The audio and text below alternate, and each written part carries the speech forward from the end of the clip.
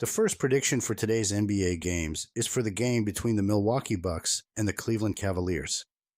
When I look at this matchup, the first thing that jumps out at me is the contrast in rhythm between these two squads. Cleveland has been grinding out wins, but when I dig deeper into their last stretch, I keep seeing the same pattern. They're walking away with victories, but not comfortably. They've been flirting with danger far too often, and when you're laying a big number at home, that lack of separation matters to me. Milwaukee, on the other hand, comes into this one trying to wash off the sting from that ugly night against the Lakers. That game got away from them early, and once they were buried, the whole offense started drifting. But here's the thing. I've been watching this league for more than 3 decades, and I know the difference between a team that's collapsing and a team that simply had a game go sideways. Milwaukee is the latter. They didn't lose their identity. They lost their touch for one night. Giannis is still playing like a force of nature. Even in that loss, he was the only guy who kept punching back. When I watch him right now, he's carrying himself like someone who refuses to let this team slide. And in matchups like this one, that matters. Cleveland doesn't have the size or the mobility to shut him down for 48 minutes. And we've seen that movie already. He's torched them on this floor multiple times. Cleveland's biggest weapon is Donovan Mitchell running hot. And when he gets going, he can trade blows with anybody in the league. But without Garland, his workload spikes. I've seen this happen many times. Once the Cavs start leaning too heavily on Mitchell to rescue possessions, the offense tightens, the spacing shrinks, and they lose that natural flow that makes them dangerous when they're balanced. Another thing that stands out to me, Cleveland struggles to put teams away. They get the lead, they let teams hang around, and late in the fourth, everything becomes a coin flip. That is not the profile of a team I like laying a big number with.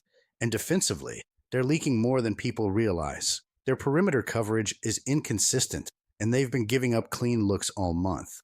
Milwaukee, despite their issues, can still punish that. I also keep coming back to Cleveland's history against the spread this season. They just haven't been trustworthy in these spots. Meanwhile, Milwaukee has shown they can hang around in tough gyms, even when the supporting cast is uneven. So when I put all of this together, Giannis's dominance in this matchup, Cleveland's shaky margins, their habit of letting teams stay within striking distance, the workload on Mitchell, and Milwaukee's ability to muck up the tempo, I see value on the side I'm riding with. I'm rolling with Milwaukee to cover the spread. I think they keep this one tight from start to finish, and I wouldn't be shocked if they flirt with the outright win. But for me, the smart angle here is Bucks plus 7.5. And that's where my money goes tonight.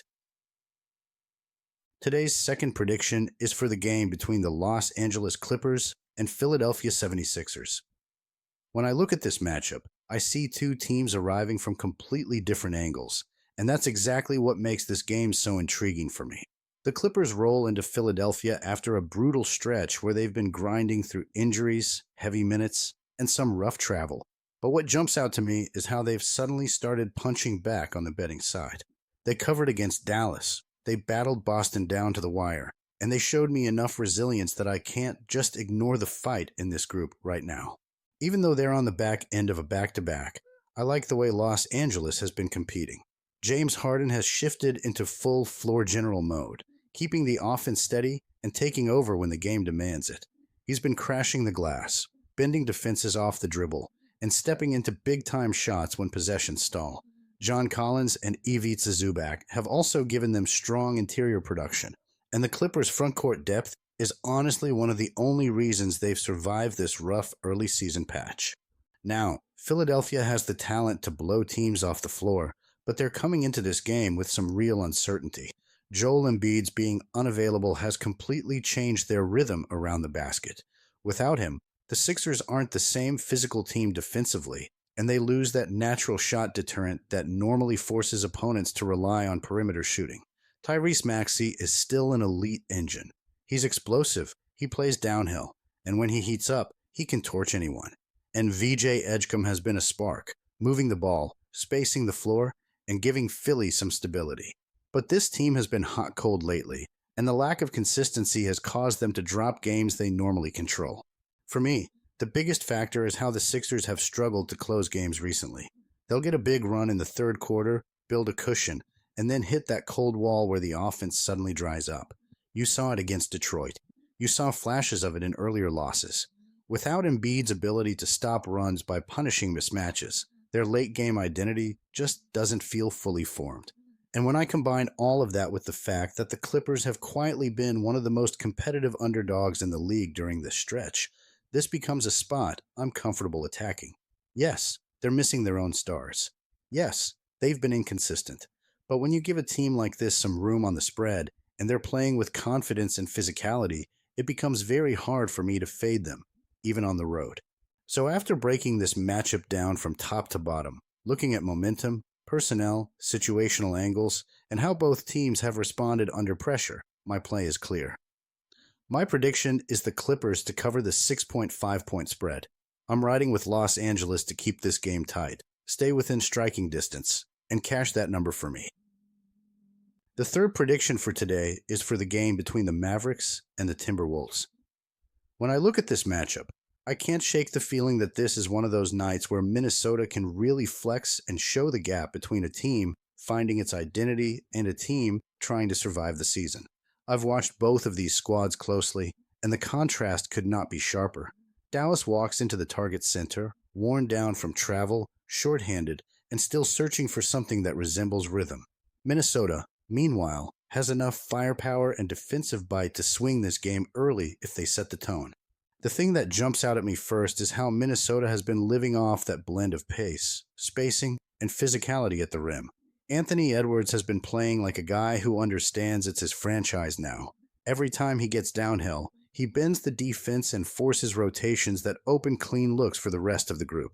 Julius Randle gives them a bully option in the mid-post, someone who can punish smaller defenders and kick it out when the double comes.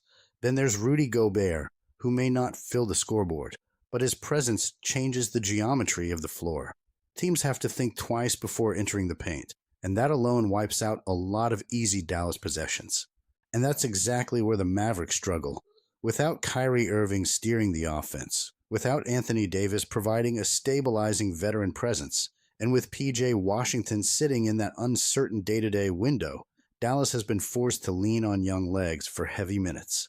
Cooper Flagg has been impressive, no question about it. The kid flies around. He's disruptive. He gives them life in transition. But when you're playing a Minnesota team that thrives on forcing mistakes, relying on rookies to carry long offensive stretches is a dangerous game. That's where Dallas keeps breaking down. The turnovers, the late clock heaves, the missed coverages on simple actions. I've seen Dallas put together good spurts, but they rarely sustain them. One quarter, they move the ball and generate quality looks. The next, they're coughing it up or settling for contested jumpers. Their execution late in games has also been a problem all season long. And when you're facing a team like Minnesota that's been closing games with real composure, that gap becomes obvious fast. Minnesota does have some issues. They're missing Terrence Shannon Jr., which cuts into their transition speed, and their bench can be hit or miss depending on the matchup.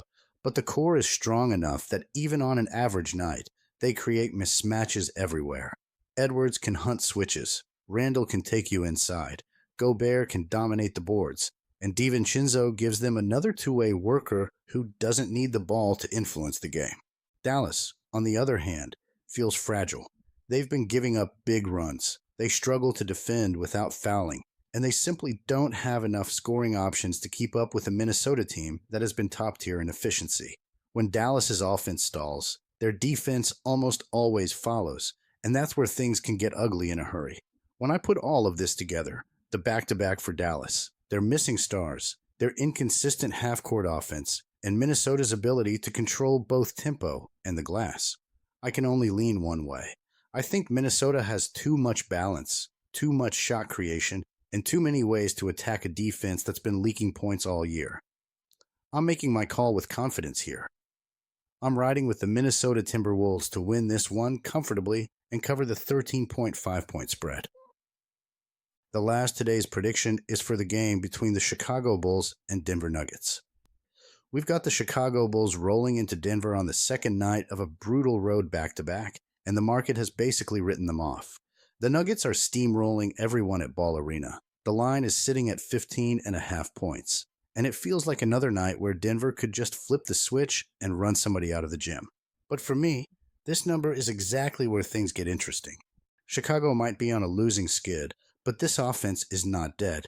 They just played a marathon in Utah, a 150 to 147 double overtime shootout, where they put up points in every way possible.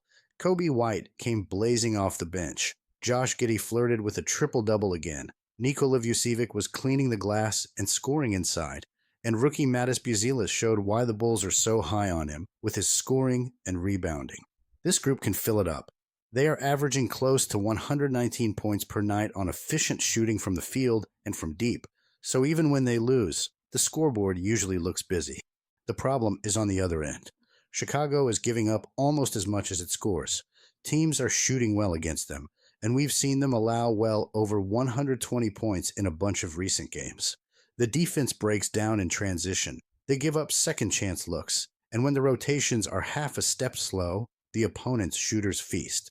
That is not exactly the profile you want walking into Denver at altitude after playing heavy minutes the night before. Now, let's talk about the monster on the other side. Denver is playing like a machine right now. 10 wins in 12 games, 7 straight victories, and they are not just edging teams out. They are winning by margins. At home, they have been a wagon, stacking double-digit wins. Nikola Jokic is in full control of everything on the floor, averaging close to 30 points, 13 rebounds, and double-digit assists while shooting an absurd percentage. He just dropped 55 points on the Clippers and still managed to control the glass and the playmaking. Jamal Murray is that secondary scorer who can get hot in a hurry. Aaron Gordon is punishing mismatches and cutting hard to the rim. And guys like Tim Hardaway Jr. and Christian Braun stretch the floor and keep defenses honest. Defensively, Denver is just as scary. They protect the paint. They close out on shooters, they rebound, and they hold opponents to low percentages from the three-point line. That combination of elite shot-making and disciplined defense is why they sit near the top of the league in offensive efficiency and net rating. When they lock in, teams simply get buried under the constant pressure. So with all of that, why am I looking at the Bulls tonight? Because 15.5 points is a mountain in this league, especially when the underdog can score. Chicago has trends on its side when it comes to being an underdog with a rest disadvantage, and they have been sneaky good at covering against strong Western Conference teams with winning records. Even in this recent rough stretch, they have managed to keep some games closer than expected. The offense travels. When you have Giddey creating, Vucevic spacing and posting, Buzelis attacking the glass, and White bringing instant offense, you always have a chance to hang around the number. There are also a few matchup angles that I like. Denver's bench has not been dominant. If the starters do not completely bury Chicago early, the second units can trade punches and give the Bulls room to breathe. If the Nuggets build a big lead, they also tend to ease off late, and that is where the classic backdoor cover lives. A couple of late threes, a soft defensive possession or two from Denver, and suddenly that 15.5 looks way too big. I am not pretending the Bulls are the better team here. Denver is clearly on a different tier right now, and I fully expect the Nuggets to control the game, especially with the fatigue and the altitude working against Chicago. But I do think the number has been pushed up because of Denver's recent blowout wins and the Bulls' ugly results. For me, that creates value in the dog. So my call for my tips and streams channel is simple. I think Denver wins the game, but I do not buy them blowing Chicago out by 16 or more. I expect the Bulls to scrap, to keep scoring, and to find a way to stay inside this inflated line, even if it takes a late push. My prediction is Chicago plus 15.5 points to cover the spread against the Nuggets. I am taking the points with the Bulls and riding with them to keep this one respectable.